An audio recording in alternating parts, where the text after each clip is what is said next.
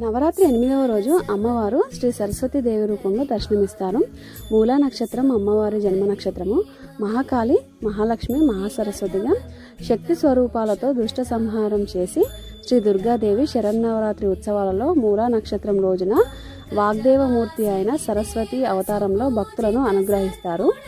సరస్వతి దేవిని సేవించడం వలన విద్యార్థులు సర్వ విద్యలలో విజయం పొందుతారు. ఈ రోజు అమ్మవారికి దద్దోజనం, పులిహోర, పాయసం, తీపితో చేసిన వస్తువులు ఏవైనా అమ్మవారికి నైవేద్యంగా పెట్టవచ్చు. సరస్వతి అమ్మవారికి ఈ రోజు నేను ప్రత్యేకంగా బూందీ మిఠాయి అయితే ప్రిపేర్ చేశాను. లడ్డు కూడా చేయొచ్చు, కానీ బూందీ మిఠాయి చాలా టేస్టీగా ఉంటుంది.